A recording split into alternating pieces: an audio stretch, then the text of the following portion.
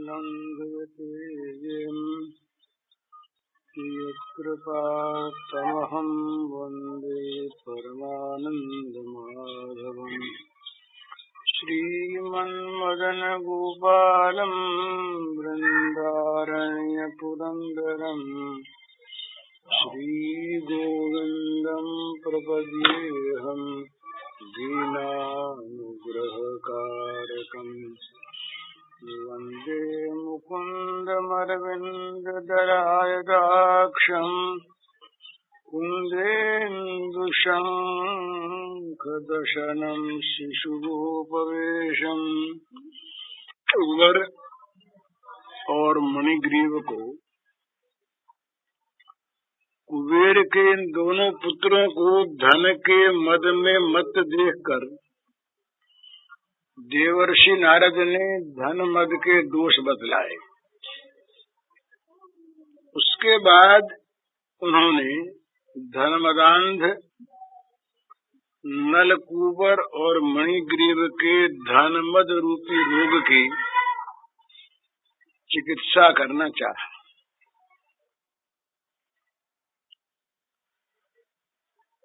कहते हैं कि अधिकांश लोग किसी में कोई दोष देखते हैं, उस दोष को देखकर उसका तिरस्कार करते हैं अथवा दंड देते हैं, बुरी भली सुनाते हैं। परंतु दोष दूर कर देना चाहिए, ये दृष्टि बहुत कम लोगों की होती है। किसी के भी दोष को देखकर तिरस्कार कर देने और दंड देने की तो वृत्ति बहुत लोगों में आती है, पर दोष दूर करने की वृत्ति बहुत कम लोगों में आती है।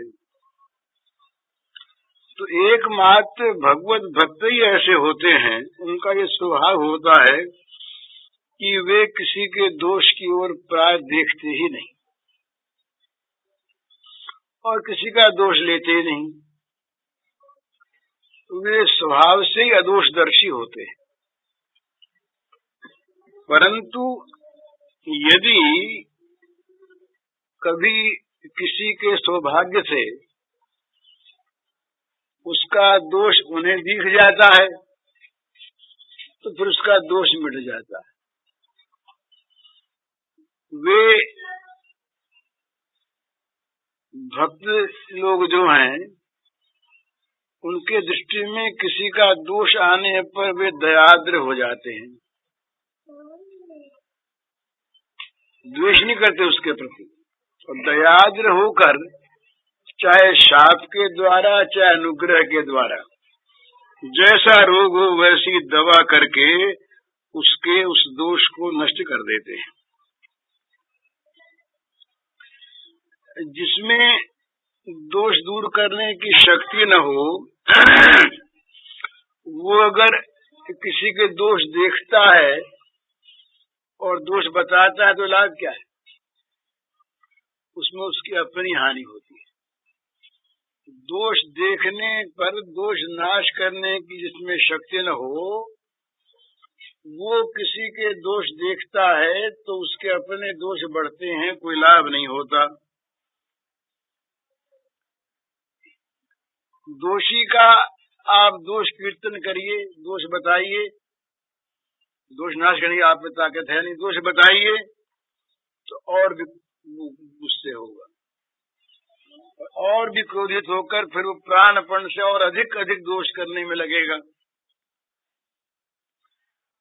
इसलिए दोषी का केवल दोष बतला देना, उसे डांट देना, दंड देना, बुरा भला कहना, ये न तो दोष घटाने में कारण होता है और न अपने कोई लाभ होता, उसमें अपनी हानि होती है। तो दूसरे के दोष बताकर उसको शत्रु बना लेना ये बुद्धिमान का कर्तव्य नहीं है। और फिर एक क्या बात है, बड़ी सुंदर मनोविज्ञान की बात है कि दूसरे के दोषों की जब हम सूचना करते हैं तो उन दोषों का हमारे मन में मनन होता है ना, और जिन चीजों का अधिक मनन होता है वैसा ही आदमी बन जाता है। रात दिन चोरों की चर्चा करिए, करते करते आप चोरी करने लगेंगे। तो जो स्थान पापियों को मिलता है वो स्थान पर हमको मिलेगा। भागवत में आया है, ये धर्म कृतम स्थानम सूचकस्यापि तद्भवेत्। अधर्म करने वालों को जो स्थान मिलता है वही सूचना करने वालों को मिल जाता है। तो पाप करने वाले मनुष्य जैसे नरक भोगते हैं, उसी प्रकार उनके पापों की सूचना करने वालों को भी नरक भोग करना पड़ता है। इसलिए भक्त लोग किसी का दोष देखते ही नहीं, न दोष किसी का कहते हैं, न दोषों की आलोचना करते हैं। दो हानि, एक तो दोष दर्शन करने से दोष उसके बढ़ते हैं, घटते नहीं। अपने मन में द्वेषादि आते हैं, और अपने मन में अगर दोषों में राग हो गया तो वैसे दोषी बन के नरकगामी हो जाते हैं। इसलिए भक्त लोग जो है ये अपना न दोष देखते हैं न गुण ही देखते हैं। पर स्वभाव कर्माणि न प्रशंसे न गर्धे। दूसरे के स्वभाव अथवा अच्छे बुरे कार्य की न तो वो निंदा करते हैं न प्रशंसा करते हैं, अपना भगवान के भजन में लगे रहते हैं। तो ये भगवान की आज्ञा है, ऐसा नहीं करना चाहिए। भक्त को न दोष देखना चाहिए न गुण देखना चाहिए। तो वे आज्ञा को मान करके बस भगवत चरणारविंद की स्मृति में ही रत रहते हैं। वे कभी कभी किसी का भी दोष नहीं देखते, और यदि कहीं दोष किसी का उनके ध्यान में आ जाएगा तो वो दोष उसका मिट जाएगा, विशुद्ध चित्त हो जाएगा। तो परम भागवत श्री नारद जी महाराज, इनको नलकूबर और मणिग्रीव का दोष इनके ध्यान में आ गया, उनका उद्धार होना था। इसलिए इन्होंने उनके दोषों का नाश करने का निश्चय किया। ये सिद्धांत मान लेना चाहिए कि दोष नाश करने की उनमें अगर शक्ति न होती तो वे दोषों को देखते ही नहीं। अच्छे पुरुष दूसरे के दोषों का कथन करके अपनी जीभ को कलंकित नहीं करते। किसी के भी दोष का कथन करना जीभ को कलंकित करना है, और मन में उन पापों को भरना है। तो संत लोग ये काम करते ही नहीं। वे न तो किसी के दोषों को देखते हैं और न किसी के दोषों का कभी कथन करते। तो नारद जी के ध्यान में जब ये आ गया तो इसका निवारण करना, इसलिए उन्होंने इसको देखा। तो अब दवा होती है रोग के अनुसार। सब रोगों की एक दवा नहीं होती। निदान करने पर सुचिकित्सक जो होते हैं वे रोग के अनुसार उसकी चिकित्सा करते हैं। तो ये मणिग्रीव और नलकूबर में जो मदांधता आई, ये मद आया, ये मद केवल एक बात को लेकर के था कि वो बहुत बड़े धनी के पुत्र हैं। धनमद वश ही उनको ये मद आया, ये ऐसे अंधे हुए। तो इनकी इस अंधता को दूर करने के लिए दवा है धन मद को दूर कर देना। और धन मद धन रहते दूर होगा नहीं इनका, क्योंकि ये तो उस नशे में चूर हो चुके हैं ना। चूर न हुए हो तो कहते भी इस नशे को मत पीना। तो अब इनके लिए एक ही उपाय है कि दरिद्रता जो है यही धन मद के निवारण की सिद्ध औषधि है। जो धन के मद में अंधा होकर बुरा आचरण करने में लग जाता है, वो यदि किसी कारण से भगवत कृपा से दरिद्र हो जाए, धन उसका चला जाए, तो उसका वो धनमद रोग मिट जाता है। तो धनमद से अंधे होने की अपेक्षा दरिद्रता का अंजन आंज कर सुरमा लगाकर सारे भूतों में आत्म समदृष्टि प्राप्त कर लेना, ये बड़ा कल्याणकारी है। तो ये बात ठीक है कि दरिद्रता अच्छी चीज नहीं है, पर धन और दारिद्र्य की दृष्टि से अगर देखें तो दरिद्र के लिए भगवत प्राप्ति जितनी सुगम है उतनी धनी के लिए नहीं है। दरिद्र के पास, धनहीन के पास ऐसे बहुत से कारण स्वाभाविक नहीं हैं जो उसको भगवान से अलग करने वाले हों, स्वाभाविक अनुकूल कारण हैं, और धनी के पास उसके प्रतिकूल कारण है। धनी जो है वो धन उसके पास है तो नाना प्रकार के भोजन के पदार्थ प्राप्त करके वो जीभ की आसक्ति को बढ़ाता रहता है। पर वो जो दरिद्र है उसके पास वस्तु है ही नहीं, तो रूखा सूखा खा के वो अपना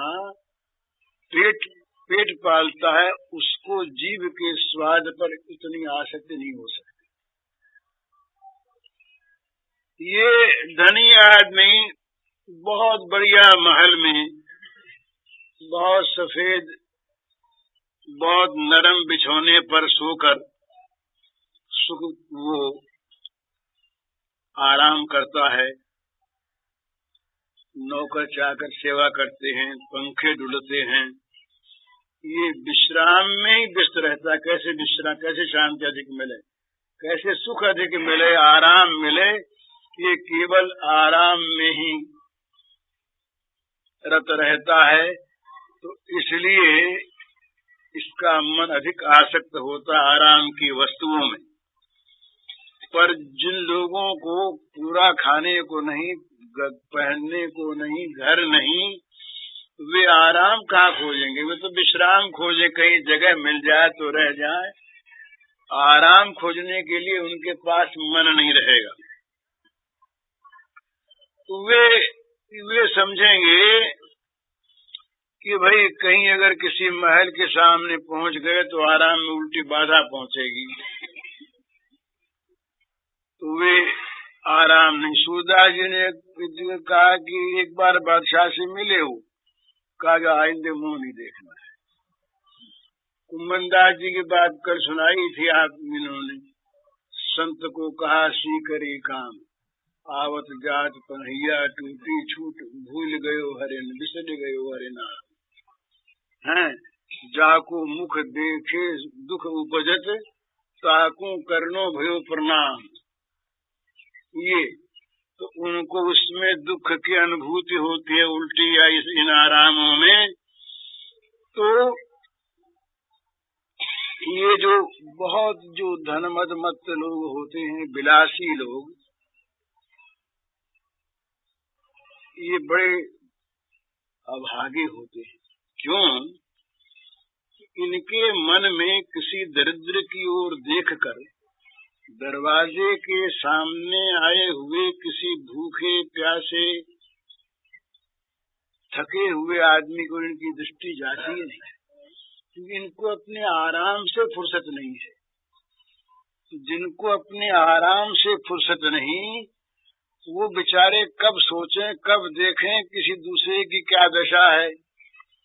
तो दूसरे के दुख का सुनना और सोचना भी इन लोगों के लिए दुर्लभ हो जाता है। तो ये फिर कैसे अनुभव करें किसके दुख को? तो श्लोक में कहा कि भाई जब तक अपने शरीर में कांटा नहीं गड़ता, तब तक कांटे में क्या वेदना होती है गड़ने पर, इसका अनुभव नहीं होता। तो दुख के बिना पर दुख का अनुभव नहीं, गरीबी के बिना गरीब के अभाव का अनुभव नहीं होता। तो दरिद्रता मनुष्य के हृदय को जितना पर दुख कातर और कोमल बना देती है, धन गर्भ ठीक उससे उल्टे उतना ही पर हिंसा परायण निष्ठुर कठोर बना देता है। धनी के बगल में अगर किसी गरीबों की झोंपड़ी होगी तो धनी उनको उजाड़ना ही चाहेगा, अपने ले लो जमीन, धन पैसा पास है। तो दरिद्रता जो है, ये सुखदेव जी कहते हैं कि मानवता की प्रकाशिका है, मानवता को प्रकट करने वाली है। दरिद्रता के बिना हृदय का शोधन नहीं होता। दरिद्रता मनुष्य को मनुष्य के पद पर प्रतिष्ठित रखती है। और अहंकार जो है, अहंकार ये कहते हैं कि जीव के जो अभिमान का महल बनता है, ये अभिमान के महल का लोहे का खंभा है ये अहंकार जो है। तो ये लोहे का खंभा कब टूटता है? जब इस पर कोई बिजली पड़े, तो वज्राघात हो। तो ये जो दारिद्र्य है, ये वज्राघात है। लोहे का खंभा ये टूटेगा नहीं बिना दारिद्र्य के। तो जब ये लोहे का खंभा टूट जाएगा तो अभिमान का जो उच्च प्रासाद है, महल, वो ढह जाएगा बिल्कुल। दरिद्र व्यक्ति यदि विद्वान भी होता है तो उसमें विद्या का मद नहीं होता, क्योंकि उसको अपने काम में लगा रहना पड़ता। आवश्यकता की पूर्ति में वो मद कब दिखावेगा? विद्वान होकर के भी वो धनी के पास चला जाएगा, मद नहीं रहेगा। दरिद्र व्यक्ति उच्च कुल में जन्म ग्रहण करके भी उच्च कुल का अभिमानी नहीं होगा। दरिद्रता ऐसी बढ़िया चीज है कि वो सब प्रकार के मदों से मुक्त रखती है मनुष्य को, जो मद मनुष्य को मनुष्यता से गिरा देते। तो दरिद्र ये जितने भी फकीर हुए हैं, जितने भी भगवान को प्राप्त करने वाले हुए, वो चाहे पहले राजा हुए हों, तब भी उनको दरिद्रता का स्वीकार करना पड़ा है। फकीरी के बिना भगवान नहीं मिलते। तो फकीरी में जो मदमुक्त मानवात्मा होता है, वो स्वराज्य के सिंहासन पर वही बैठ सकता है और वही जगत में वास्तविक पूज्य हो सकता है। तो फिर उसके तप अपने आप होता है। धनी आदमी आराम में सोता रहता है, वो कब तप करे? उसके लिए तप कभी बनता ही नहीं। पर दरिद्र जो है, उसको तो शाम को खाने को चाहिए, दिन भर काम करेगा तो मिलेगा। इसलिए दरिद्र का तप अपने आप, धूप सहता है, गर्मी सहता है, वर्षा सहता है, शीत सहता है, तो उसका तप अपने आप होता। और तप जो है, ये अभिमान को नाश करता है। तो इसलिए दरिद्रता ही अभिमान को दूर करके निर्भिमान करती है मनुष्य को। तो तपस्वियों का जो तपस्साध्य, जो अभिमान वर्जन रूप जो महाफल है, ये गरीबों को अनायास मिल जाता है। ये भाव कर ले तो गरीबी में रोवे नहीं, और ये भाव कर ले तो गरीब तपस्वी है, गरीब भगवत का भक्त है, गरीब त्यागी फकीर है, उससे कुछ करना नहीं पड़ा।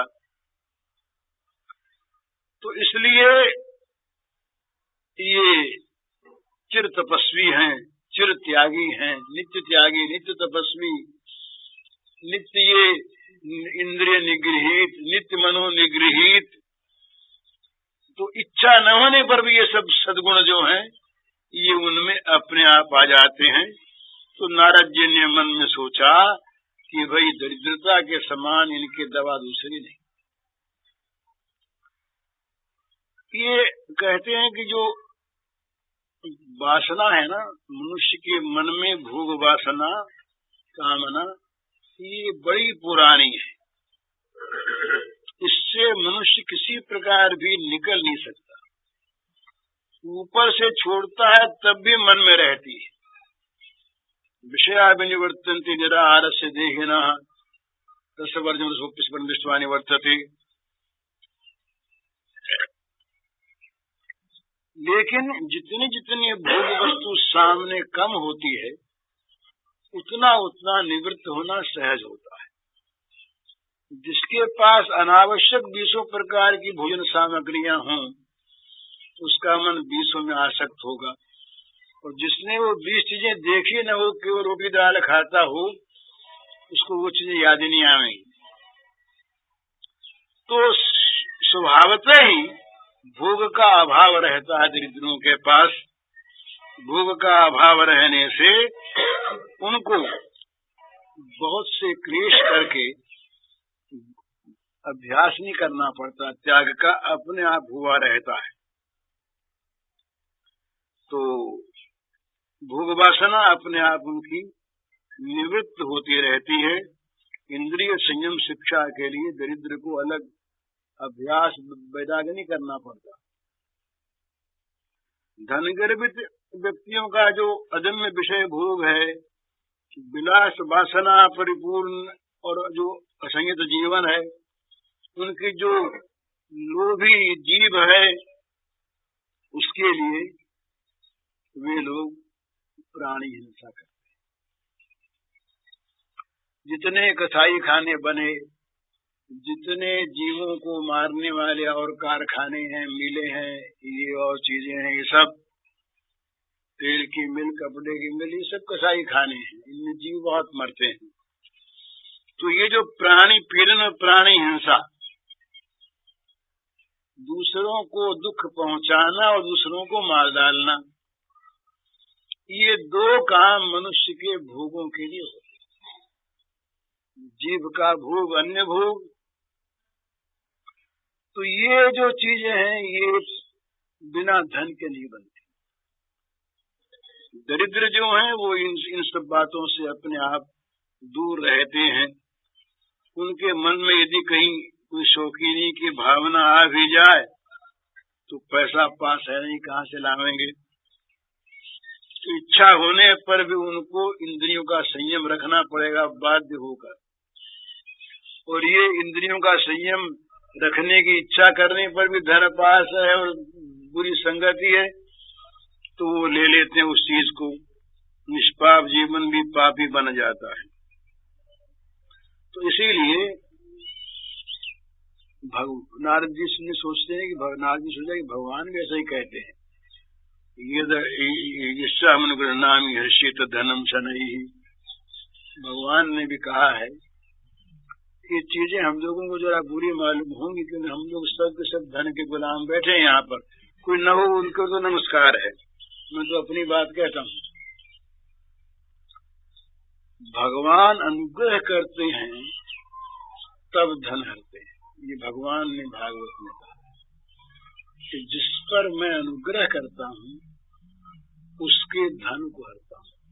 भाई किसी को अगर मीठा विष मिले और खाने में मीठा लगे पर और जहर का वो काम करे, उस विष को कोई अगर हर ले तो वो अनुग्रह करता है कि उस पर क्रूरता करता है। बताइए, ये जितने भी विषय हैं इंद्रिय स्पर्शजन्य विभोग, भगवान ने साफ कहा कि इनसे जो मिलने वाला सुख और राजस सुख है, तो वो कैसा है कि विषयेंद्रिय संयोगात यत् दग्रे मृतोपमम् परिणामे विषमेव तस्मात् संस्मृतम्। जितने राजस सुख हैं, ये भोगने के समय तो मालूम होते हैं मृत के समान, मीठे लगते हैं, परंतु परिणाम में जहर का काम करते हैं। तो ऐसे जो भोग हैं और जो भोग सुख हैं, उन सुखों को भगवान जब किसी पर दया करते हैं अधिक अपनाना चाहते हैं, अपने पास लेना चाहते हैं, तो हरते। यस्याहम् अनुगृह्णामि हरिष्येत धनम शनि। ये भगवान के अपने वाक्य हैं कि जिस पर मैं अनुग्रह करता हूँ उसके धन को हरता हूँ, उसकी जागतिक सफलता को नष्ट कर देता हूँ। जगत में सफल मनुष्य जो है ये अहंकारी और अभिमानी होकर के मदमत्त हो जाता है और फिर वो चाहे सो करने लगता है।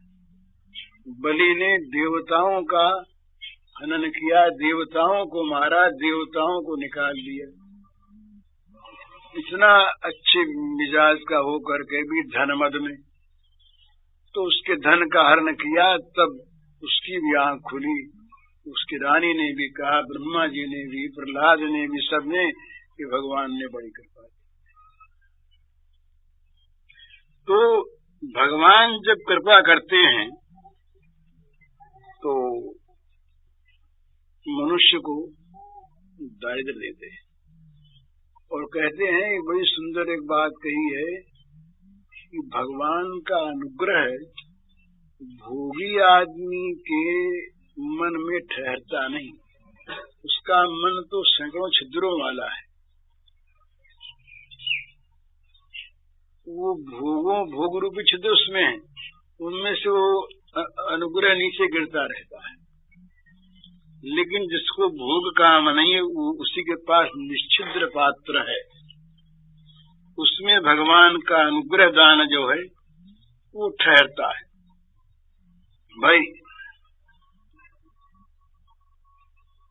पांडव और कौरव भगवान की क्या दुर्योधन पर कृपा नहीं थी? दुर्योधन के पास भगवान गए थे सचमुच समझाने के लिए कि मान जाए तो इसकी रक्षा हो, वंश की रक्षा हो, इसके धर्म की रक्षा हो। बड़ी कृपा थी, पर उसने स्वीकार नहीं किया। वो कृपा सारी की सारी यूं ही व्यर्थ चली गई। लेकिन पांडव दरिद्र थे, उन पर भगवान की कृपा का विशेष प्रकाश हो। और जहाँ दरिद्रता होती है उसकी पर्णकुटी में भगवान के लिए स्थान रहता है। बड़े महल में कमरे बहुत होते हैं, उन कमरों में स्थान होता है विलास के लिए, भगवान के लिए नहीं होता।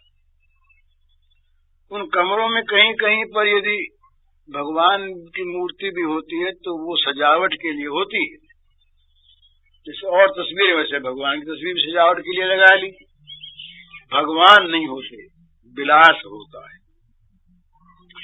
तो कहते हैं बड़ी सुंदर बात कि भगवान के लिए ये टीकाकार लिखते हैं कि दरिद्रता की मूर्ति विदुर और उनका घर, उस विदुर की घास की कुटिया में लक्ष्मीपति भगवान ने जाकर के भोजन की याचना की। दुर्योधन के यहाँ निमंत्रण था और बड़ी तैयारी भी थी। भोग सामग्रियां दुर्योधन के यहाँ बहुत अधिक बनी थी, लेकिन भगवान ने दरिद्र की कुटिया पर जाकर भोजन चाहा। और दीनातिदीन, जिनके हमेशा अनशन ही चलता था, ऐसा सुदामा विप्र, सैकड़ों गांठें जिसके कपड़े में लगी हुई, इस प्रकार का मलिन वो चिथड़ा पहने आया और द्वारिकानाथ, द्वारिकाधीश ने उस दरिद्र ब्राह्मण के द्वारा लाए हुए गंदे चिवड़े परम तृप्ति के साथ भगवान ने खाए। तो आज तक धन गर्भित व्यक्ति कोई भगवान की कृपा का अधिकारी हुआ हो इस प्रकार तो बताओ। धनी हो जाएगा धन गर्भ नाश होने पर धन गर्भित व्यक्ति कभी भी इस प्रकार से जिसके घर जाके भगवान मांग के खा लें, इस प्रकार का सौभाग्य शबरी को मिला, सुदामा को मिला, विदुर पत्नी को को मिला, पांडवों को मिला जहाँ धन गर्भ नहीं था। पर धन गर्भ वाले के पास भगवान ने जाकर के कभी आज तक इस प्रकार की कृपा की हो, ये किसी इतिहास में नहीं मिलता। तो इसीलिए भक्तों ने प्रार्थना की कि भगवान हे दीनानाथ, हमको आप कब वैसा दीन बनावेंगे जब हम आपकी अयाचित करुणा का धन प्राप्त करके परम सुखी होंगे। जो दीन होते हैं उनको भगवान के द्वारा बिना मांगी कृपा मिलती है, दीन है ना। और जो धन गर्वित होते हैं उनको मांगने पर भी नहीं मिलती, क्योंकि वो धन का गर्व ही दिखाते हैं, मांगते हैं। इतने धनी होकर हाथ जोड़ते हैं, अपना धन का गर्व ही प्रकट करते हैं, वहां पर दीन नहीं आता उनमें। तो भाई तो बोले जगत में तो बहुत दरिद्र है, सब गरीब ही गरीब है अधिकांश, उन सबको तो भगवान नहीं मिलते, क्या बात है। बोले भाई दरिद्र तो हैं, तो उनके मन में दरिद्रता का गौरव नहीं है, वो दरिद्रता को अभाग्य माने बैठे हैं, तो उनके तो अभाग्य ही है। दरिद्रता को अगर वो संतुष्ट होकर के गौरव मान लेते, भोग्य वस्तु की अपेक्षा उसको अधिक महत्व की वस्तु मानते, भोगियों की अपेक्षा अपने को अधिक गौरवान्वित मानते, तो भगवान की कृपा का जितना साधन उनके पास उतना धनियों के पास है। पर वे तो भोग न होने पर भी रात दिन वे अंतर में दुखी होते हुए धनियों की बराबरी करने की इच्छा रखते हैं, तो वो धन चाहते हैं। तो दरिद्रता में संतुष्ट रहकर, दरिद्रता में के गौरव से गौरवान्वित होकर जो रहते हैं वो अत्यंत निर्मल निष्पाप जीवन हो जाते हैं। उनके पास फिर जगत की कोई वासना नहीं आती, उनके पास भगवान आते हैं। उनके उस दारिद्र्य का पुरस्कार देने के लिए भगवान अपने आप को उन्हें दे देते धन के बदले में। भगवान को कोई चाहे तो उसको ये चाहना चाहिए कि अपने यहाँ के सब कुछ को नाश कर दे और उसमें गौरव बुद्धि करे, तब भगवान उसके पास आ जाएंगे। तो ऐसी बुद्धि होनी चाहिए। लिखा है कि बहुत जन्मों के महान सौभाग्य से, बिल्कुल उल्टा मानते हैं, इसलिए कि बहुत जन्मों के महान सौभाग्य से भगवान ने मुझे दरिद्रता देकर अपनाया है। जो धन के मद वाले हो जाते हैं उनको भगवान कहाँ अपनाते हैं, वे धन को अपना करके धन से अपने आप गठियाए रहते हैं। तो वो कहता है भक्त कि बहुत जन्मों के सौभाग्यवश भगवान ने कृपा करके मुझे दरिद्रता देकर अपना लिया, तो मेरी सारी उच्छृंखलता और सारी पाप प्रवृत्ति निष्फल हो गई। पापों को और उच्छृंखलता को काम करने के लिए क्षेत्र नहीं मिला, इसलिए मैं परपीड़न प्राणी हिंसा के महापाप से मुक्त हो गया, दरिद्रता मेरी परम बांधव हो गई। अब महाराज इस पर रीझ करके आप आ जाओ। इस प्रकार दरिद्रता में गौरव बुद्धि यदि हो जाए तो उसके पास इतने सुंदर साधन है कि तत्काल भगवान उसे मिल जाते हैं। धनियों को धन हटाना पड़ता, उसको बचाना नहीं पड़ता। तो धन गर्भित व्यक्ति नाना प्रकार के विलास व्यसनों में मस्त रहता है, तो उसकी संपत्ति क्या है? कुछ नहीं।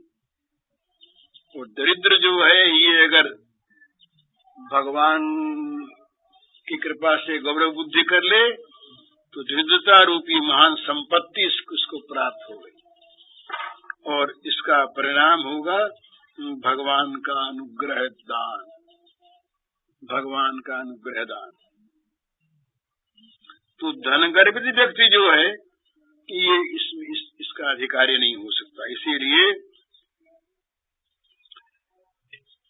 जो भगवान के प्रिय होते हैं, भगवान को पाना चाहते हैं, वो दो चीज से बचते हैं। वो कहते हैं कि दो आदमियों का संग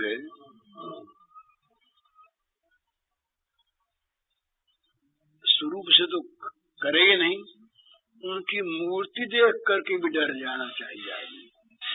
दूर से मूर्ति काठ की या पत्थर की या चित्र देख करके आकार भेतव्यम स्त्रीणाम विषयणाम अपि, स्त्री और विषयासक्त पुरुष, इन दोनों के आकार को देख करके डर जाना चाहिए। ये स्वरूप से तो ये मिल जाए तो बड़ा बहुत बुरा।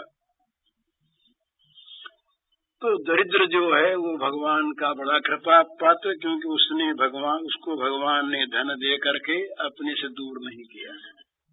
वो खुद दूर हो जाए तो बात दूसरी, उसको तो भगवान ने अपनाने का साधन दे दिया। तो ये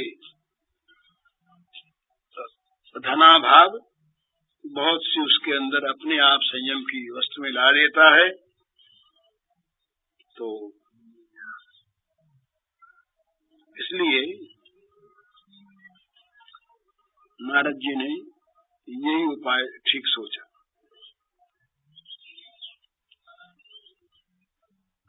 और बात भी कहते हैं, एक और बात है, धनियों में और दरिद्रों में जो भेद बताया है मूल श्लोक में, कि भगवान की अपार कृपा से दरिद्रों के पास जो भोग वासना की निवृत्ति सुयोग है वो तो है ही, एक सुयोग और है कि दरिद्रों को अनायास ही बुरा संग नहीं मिलता। बुरा संग जहाँ जहाँ मिलता वहाँ पैसे चाहिए, तो वो इस प्रकार से रहते हैं कि विलास वैभव वाले लोगों के पास वो जा नहीं सकते, बाहर रोक दिए जाते हैं, अंदर नहीं जा सकते, उनसे बात नहीं कर सकते, उनके क्लबों में नहीं जा सकते, उनके आराम गृहों में नहीं जा सकते, वेश्यालयों में नहीं जा सकते, बुरे स्थानों में नहीं जा सकते, उनकी मीटिंगों में नहीं जा सकते। वे अपना चुपचाप अपने आप में रहते हैं। दूसरी बात, धनी लोग सत्संग में नहीं जा सकते। धनियों का जो धन गर्व है वो उससे रोकता है। तुलसीदास जी महाराज ने ब्राह्मण में बताया है कि ये जो मानस सर है इनके पास आते नहीं लोग, कई विघ्न बताए। तो ये धन मद बड़ा विघ्न है, ये झूठी उसके मन में एक अपनी पोजीशन पैदा कर देता है। कईयों को नहीं होती, कुछ धनी ऐसे होते हैं, बहुत कम जिनमें ये धन मद नहीं होता, गरीबों में बैठते हैं वो लोग। लेकिन अधिकांश धनी जो हैं वो देखेंगे कि हम इन लोगों में कैसे बैठें, इन लोगों में कैसे खड़े हों। तो वो जहाँ पर दरिद्र अधिक रहते हैं ऐसे महात्मा के पास भी नहीं जाना चाहते। कभी जाना चाहते हैं तो महात्मा से वो कुछ लेंगे नहीं। क्यों लेंगे नहीं? कि वे धन के मद को लेकर वहां जाएंगे, ये दिखाने के लिए कि इतने बड़े आदमी भी हम महात्मा को गौरवान्वित करने आए हैं। महात्मा भी समझेगा, लोग समझे बोले ये तो कितने बड़े महात्मा, इनके पास ऐसे से बड़े आदमी आते हैं। तो बड़े आदमी आते इसलिए महात्मा है। तो महात्माओं को गौरव देने आए हैं हम, ये दिखलाने के लिए वहां जाते हैं। तो वहां से वो लेंगे क्या? महात्माओं को तो अपने गर्व से पहले दबा लेंगे। वो महात्मा को हम महिमा देने आए हैं तो महात्मा से लेंगे क्या? महात्मा ये बड़े मान लेंगे, देखो इतना बड़ा आदमी हमारे पास आया, ये बड़ा सज्जन है। सज्जनता की छाप भले पड़ जाए, उसका गौरव भले मान ले, उनसे कुछ लेके नहीं जाएंगे।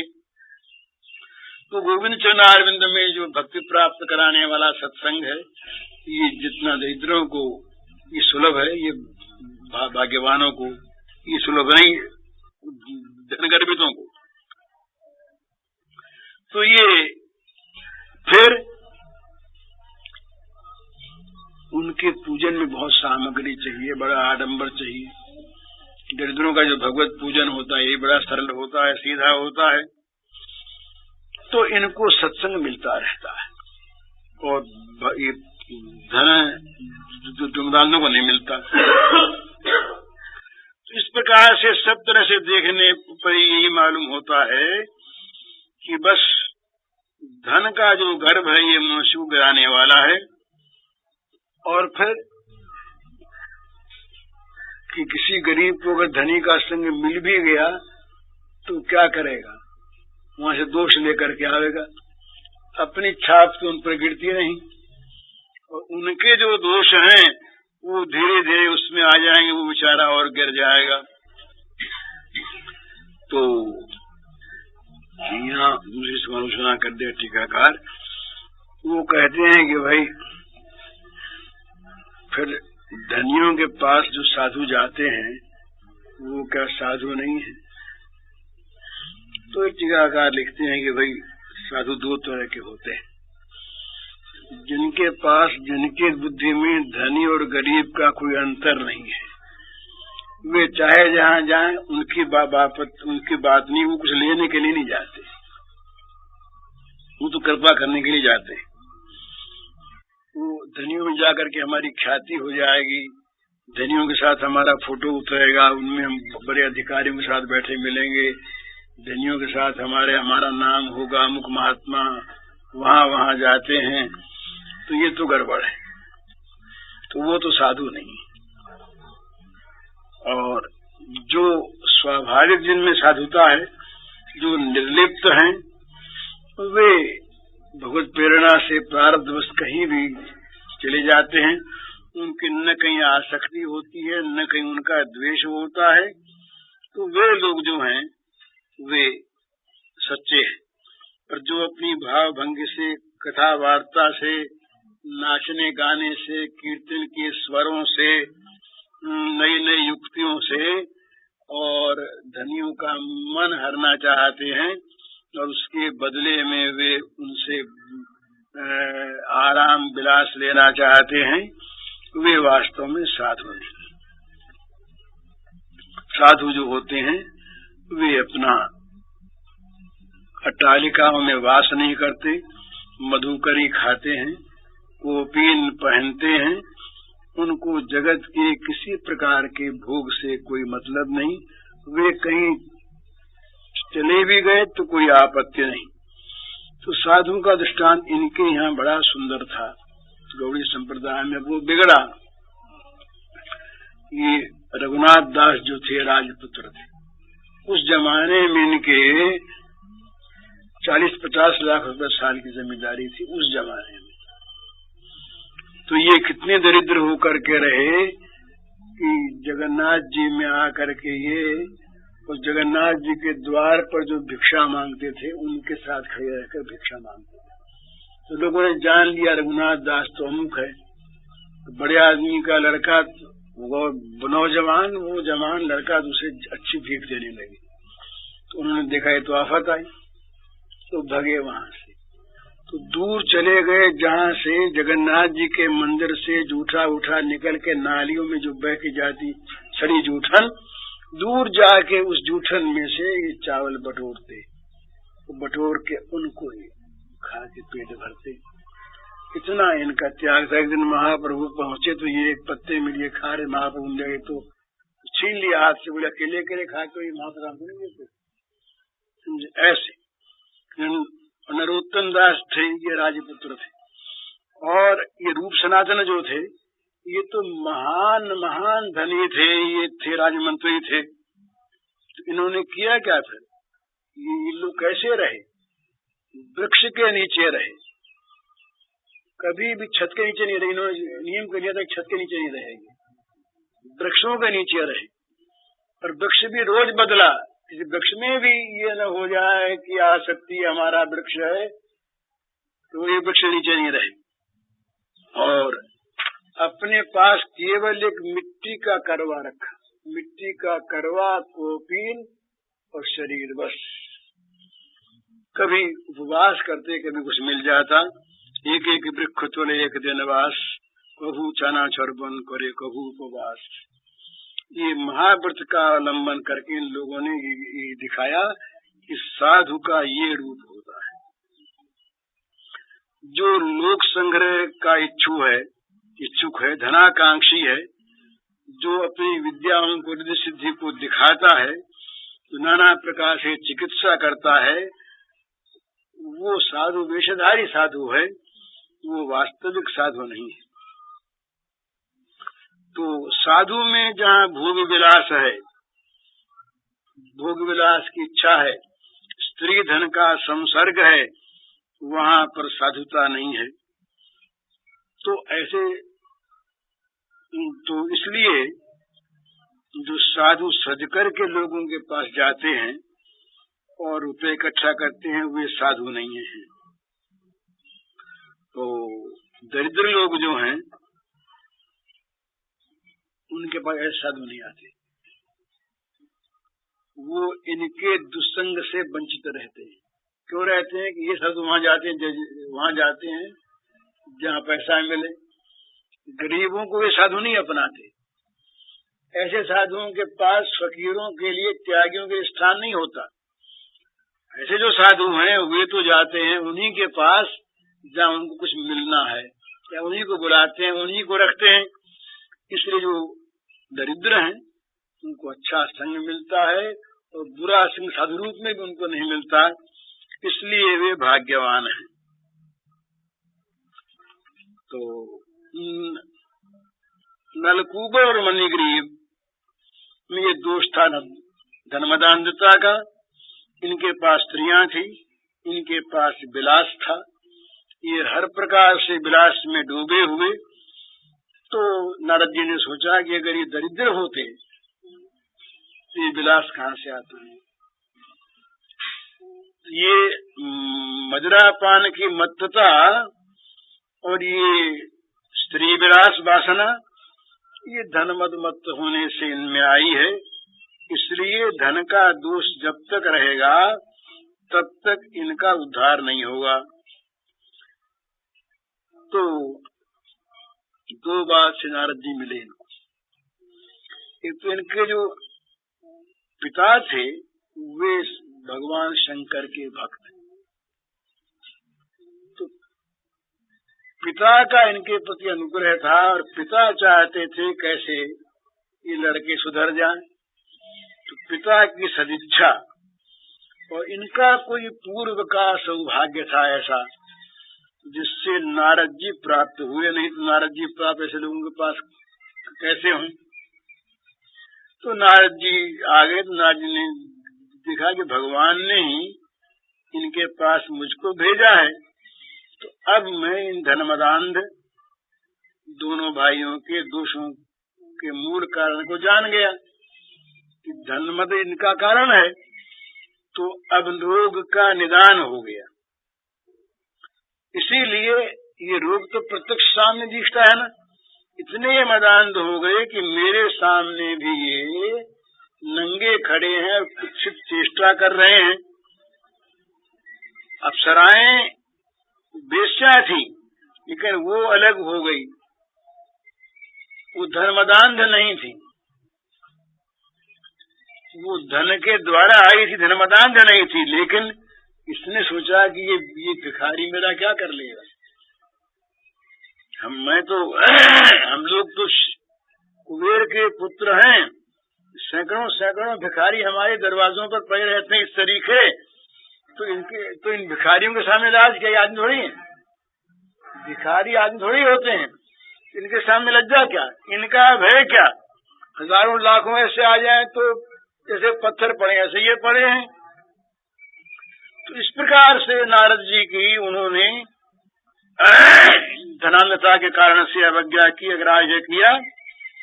तो लेकिन देवर्षि नारद गुस्सा नहीं हुआ। गुस्सा हो तो इतनी बार सोचते कैसे। गुस्से में आदमी सोचता है कि गुस्से में तो मारता है या मरता है, गाली बकता है। इन्होंने गाली नहीं बकी कि ये विचार पूर्व, विवेक पूर्व इन्होंने सोचा।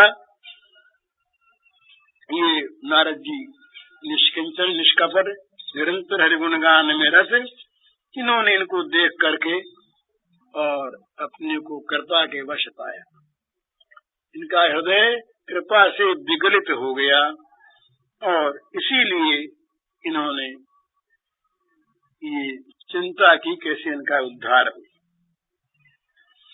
तो फिर सोचा कि भाई दवा वैसी होनी चाहिए जैसा रोग हो। कोई दवा ऐसी होती जो लंबे काल तक दी जाती तब काम होता है। कोई रोग ऐसा होता है कि रोग जड़ पकड़ गया बहुत, तो लंबे काल तक बिना दवा दिए रोग नष्ट नहीं होता।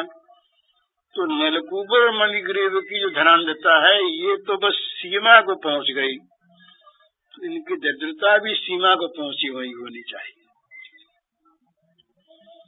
तो इन्होंने सोचा कि जगत में जितने भी चराचर जीव हैं उनमें जो वृक्ष हैं ये सब की अपेक्षा दरिद्र हैं, कृपण है, असहाय है। भूख प्यास मिटाने के लिए भी कहीं जा नहीं सकते। अपने आप कहीं प्यास मिट गई तो मिट गई, अपने आप छाया आ गई तो आ गई। इनके पास भूख प्यास को निवृत्त करने का भी कोई उपाय नहीं है।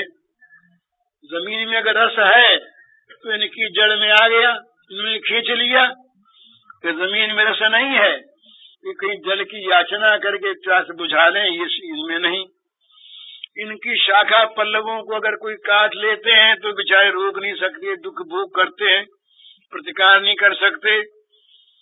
इनके फलों से लोग अपना पेट भरते हैं, जीभ को तृप्त करते हैं, किंतु ये उन अपने फलों का भी कोई स्वाद नहीं ले सकते।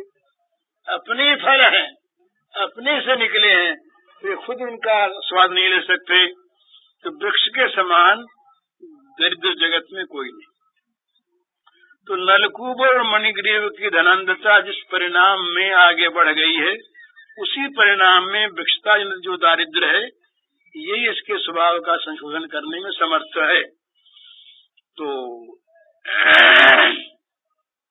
जिनका अभ्यास बिगड़ जाता है, आदत बहुत बिगड़ जाए, और आदत बिगड़े हुए आदमी के पास अगर धन भी न रहे तो भी उसकी आदत छूटती नहीं। तो भीख मांग करके भी अपना उस आदत को काम चलाता है। शराब पीने वाला, अफीम खाने वाला झूठ बोल के भीख मांग लाता है, तो शराब खरीद के पी लेता है। तो मांग कर खरीदने की भी जिसमें शक्ति न रहे, दिल तो ऐसी होनी चाहिए, इसके नहीं तो रोग नहीं मिटेगा ना। तो इनका जो कुअभ्यास है, बुरी आदत है, उसको मिटाने के लिए यह आवश्यक है कि ये किसी प्रकार से भी बुरी आदत को मिटाने में स्वयं समर्थ न हो सके। तो ये करने के लिए इनको वृक्षत्व दिया गया। ये पेड़ हो जाएंगे तो किसी मांग भी नहीं सकेंगे। और फिर एक बात उन्होंने और दी, ये बात उन्हें याद रही वृक्षावस्था में। ये क्यों कि दंड भोग करने के समय अगर अपराध को आदमी भूल जाता है ना, दंड भोग करने के समय अगर अपराध को आदमी भूल जाता है, मैंने क्या भूल की थी, तो फिर अपराध करेगा। तो दंड भोग करने के समय अपराधी को अपना अपराध याद रहे तो वो बार बार पछताकर निश्चय करता है आइंदे ऐसा अपराध नहीं करेंगे। तो नलकूबर और मणिग्रीव को धनांधता का महाअपराध दूर करने के लिए वृक्षत्व देना चाहा। उसके साथ साथ ये स्मृति दे दी कि वृक्ष बने हुए भी तुम याद रखोगे इस बात को कि इस कारण से वृक्ष बने हो, तो फिर अगले जन्म में धनांधता नहीं होगी। तो उसको उनको कीड़े बना सकते थे, चींटी बना सकते थे, पतंग बना सकते थे, पर वहां पर भी उनकी को अभ्यास जारी रहता। नारद ऋषि ने वृक्षत्व के लिए शाप दिया। तो असल में क्या है, भगवान की लीला उनके मन में पहले प्रकट हो गई थी। नारद जी जब गा रहे थे, वहां आ रहे थे, तो यही लीला गा रहे थे। यमलार्जुन भंग ये लीला गाते हुए आ रहे थे। इनको देखा कि ऐसे धनमदान है। तो ये लीला इन्हीं पर हो, ये लीला के ये पात्र बने। महात्माओं के मन में वो लीला की सुधा नदी बहती रहती है। वे सुख दुख दंड अनुग्रह भी उसी लीला के अनुरूप ही किया करते हैं। भगवान की लीला के सिवा उनके मन में सुख दुखादि का स्पर्श भी नहीं करता। इसलिए नलकूबर और मणिग्रीव की धनांधता दूर करने के लिए उनको शाप देने में प्रवृत्त होकर भी उनके चित्तभूमि में जो लीला चल रही थी उस समय उसी भाव से भावित होकर के उन्होंने कहा कि तुम दोनों भाई जाकर के वृक्ष बन जाओ और तुम्हारे मन में ये धनांधता का ये जो दोष था ये याद भी रहे। तो दंड तो दे दिया, लेकिन भगवान के भक्त जो है किसी को दंड दे करके ही वे रुक नहीं जाते। असली काम तो अभी आगे बाकी है। दंड दे के अगर भगवान में लगाया नहीं, उसके हृदय का शोधन करके भगवान का भजन करने वाला नहीं बनाया तो क्या दंड दिया। जैसे ये खेती करने वाले लोग केवल हल चला करके नहीं रह जाते, उसके बाद उसमें बीज डालते हैं, उसको निर्याते हैं। तो बहिर्मुख जीवों के कठिन हृदय में केवल हल चला दिया, दंड दे दिया, भूमि खोद दी, इससे काम नहीं चलता। इसमें बीज डालना है, पालन करना है, फलोत्पादन करना है। तो नलकूबर और मणिग्रीव को दक्षित्व प्राप्त करा करके फिर इन्होंने कहा कि बस देवताओं के 100 वर्ष तक तुम यहाँ इस जोनी में रहोगे। तो भगवान कृष्ण अपनी नित्य लीला भूलोक में जब प्रकट करेंगे उस समय वे तुम लोगों के पास आएंगे, अपने चरण स्पर्श का स्पर्श कराएंगे। तब तुम्हारा वृक्ष बना दूर होगा, तुमको देव देह की प्राप्ति होगी, फिर तुम्हारे धनाभिमान होगा नहीं, तुम्हारे वृक्षित्व मोचन के साथ देव देह प्राप्त होगी और उसके साथ ही भगवान के चरणों में तुम्हारी प्रीति हो जाएगी। इस प्रकार हलवा बीज वपन किया, उसका फल भी दे दिया।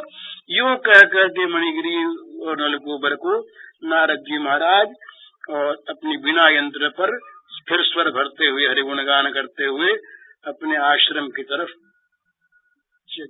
चले गए। और नलकूबर मणिग्रीव उसी समय से वृक्षत्व को प्राप्त होकर के गोकुल में आ गए। तो शिवदेव जी महाराज ने ये बताया कि महाराज ये उनको गुस्सा नहीं आया था, ये उनकी बहिर्मुखता को देख करके शाप के बहाने उन पर उन्होंने कृपा की। भक्तों के मन में किसी प्रकार का जागतिक भाव स्पर्श नहीं करता, वे तो भगवान के नाम रूप गुण लीला में ही नित्य बहा करते हैं। तो नारद जी ने दंड नहीं दिया, ये परम अनुग्रह किया। शोक हर्ष भय उद्वेग क्रोध काम हिंसा अशांति, ये तो जो भगवान से विमुख हैं उन्हीं के साथ रहते हैं। जो गोविंद चरण के शरण में आ गए हैं उनके पास ये शत्रु नहीं आते। तो नारद जी में ये चीज नहीं थी। उन्होंने कृपा करके नलकूबर मणिग्रीव को शाप दिया, उनका वृक्ष जन्म हुआ। वो देव जन्म से भी परम श्रेष्ठ, क्योंकि देवर्षि के अनुग्रह से महासौभाग्य प्राप्त करके वो निश्चल होकर ब्रज में रहे इतने वर्ष तक, ये सौभाग्य मिला। और इसके बाद भगवान के दर्शन और भगवान की सन्निधि प्राप्त हुई। ये देवर्षि का अनुग्रह था, देवर्षि की दया थी, न कि शाप, न कि दंड, न कि क्रोध। इस प्रकार से सुखदेव जी ने उनका उत्तर दिया। अगली कथा आगे।